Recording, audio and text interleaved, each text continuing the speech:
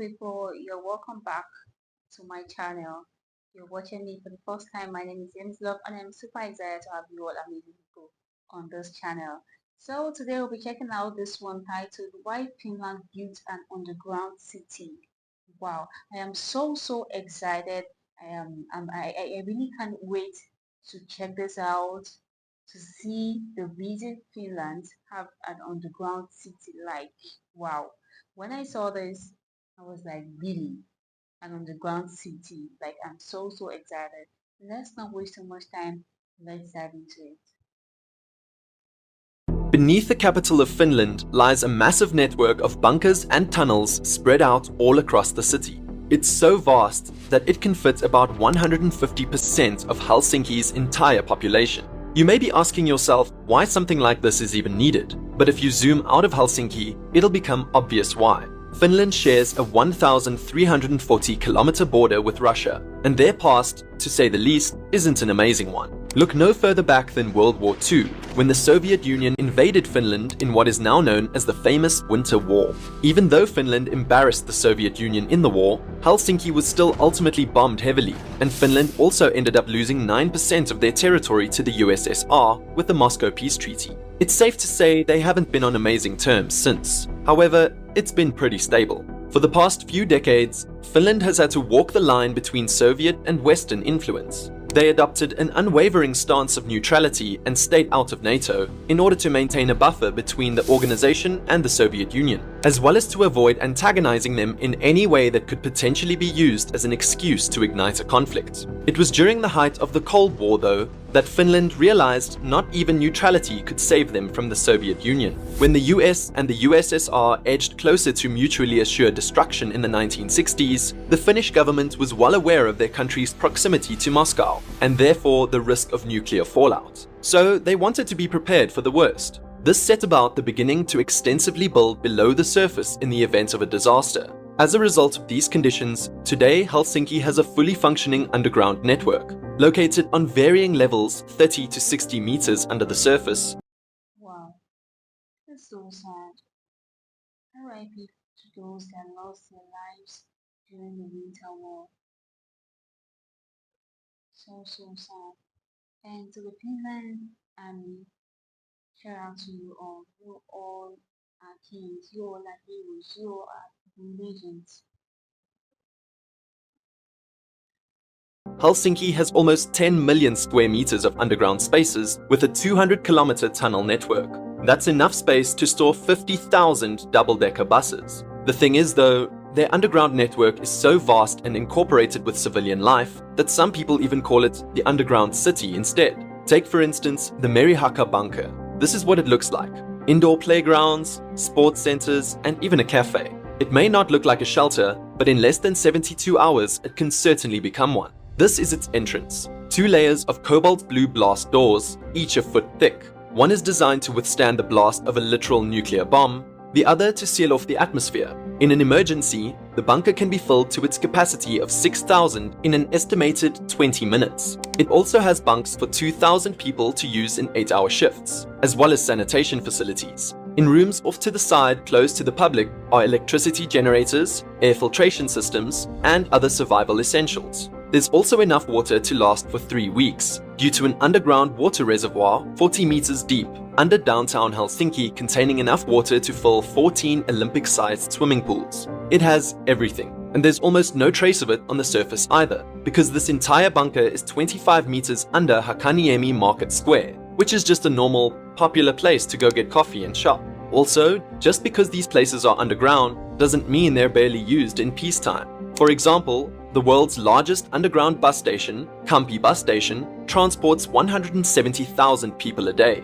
And of course, above ground, you would barely notice a thing. You see, this is a way of life for Finnish people. It's not unique to them at all. There's swimming pools, running tracks, shopping malls, go-karting tracks, and even a famous church carved from bedrock, all underground. Simply put, a lot of stuff is underground.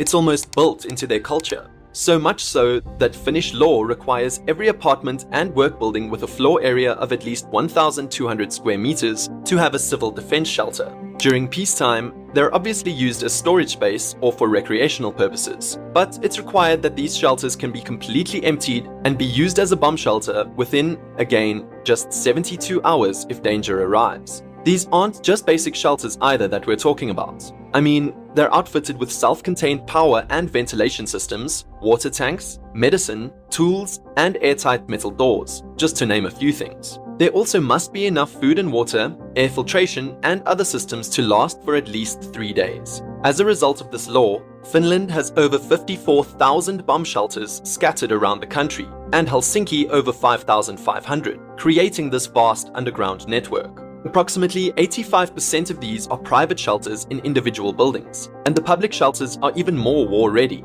Take for example this Santa Park located in Rovaniemi, the capital of Lapland. It's a famous underground Christmas theme park known for being one of the best winter destinations in the world, which tens of thousands of people visit each year. There's Santa's post office, elf school, reindeers, and all that. Yet its main purpose is far from festive. Just like everything else, its original and main purpose is that of an air raid shelter, equipped to withstand bombings or a chemical or nuclear attack, and can house 3,600 people. It has camping beds, first aid kits, and even equipment to dig a tunnel back to the surface in case the construction collapses. A separate well provides water as well. This and all other public shelters also have enough resources to keep its inhabitants surviving for 2 weeks, compared to the 3-day minimum for the private ones. Now, in recent years, the Finnish government had never really felt an imminent threat to their country, but given the fairly recent Russian invasion of Ukraine, this has all changed. Russia's unprovoked war and aggression has not only put Finland on high alert,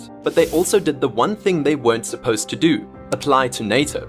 Before the war, public support for Finland joining NATO was just 28%, and since then it's jumped to as high as 76%. The appeasement tactic that Finland used intelligently in the past is now gone, as it becomes more and more likely that Finland will now be joining NATO.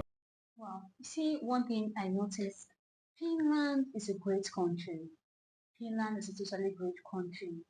That one thing I love about this, that I just listened to that I love about it, another thing I love about this is the fact that they learned from other people's mistake, right?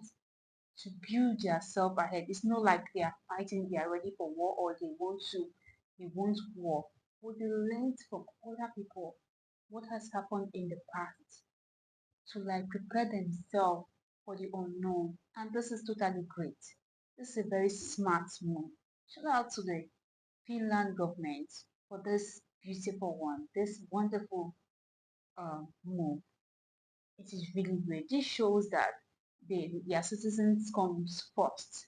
The safety of their citizens come first, and it's a very nice one. Let's get back to it.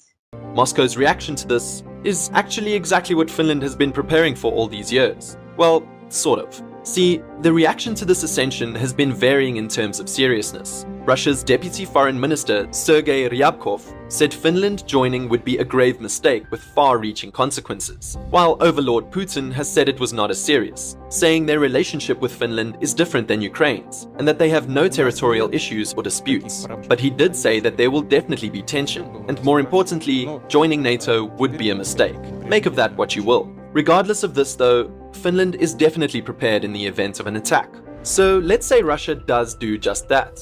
Well, first of all, the Finnish government believes it can rely on credible military intelligence that will hopefully give people 72 hours notice of hostilities as well as warning of an imminent attack. Everyone would then be alerted by sirens stationed around the country going off, and their phones alarming them to take cover in the closest shelter.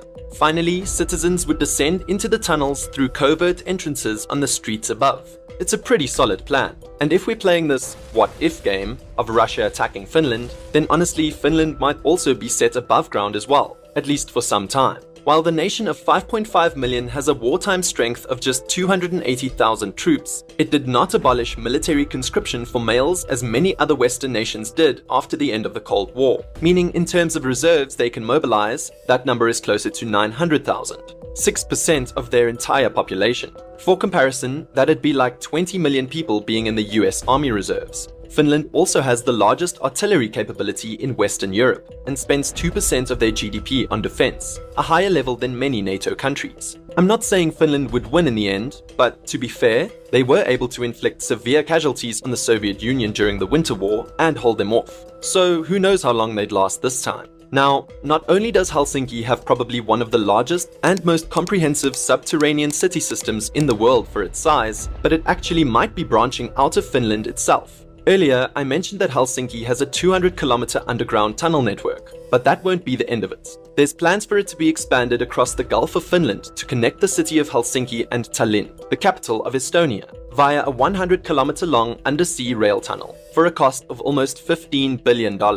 This would not only improve connectivity between the two capitals and reduce travel time from 2 hours by ferry to only 20 minutes by train, but it'd also sort of give Estonia access to Helsinki's shelter network, which in turn could save even more lives. Though of course, if it comes to the point where somehow Russia attacks Estonia, which is a NATO country by the way, then we might have a problem on our hands that not even Finland's underground shelters can truly save us from. That is, total nuclear war. Wow, wow, wow. This is great. This is really nice. This is a genuine reason because when I saw this video, when I first saw this video, I was like, why Finland builds an underground city? Why would a country want to build an underground city? Like a lot of questions was running through my head. And I was like, I really want to see this. I really want to know why Finlanders built an underground city. Are they expecting war or what exactly is the problem? Or is there something they are hiding from the rest of the world or something? So saying this now, I am like, shout out to you all. If you're from Finland, shout out to Finland's government.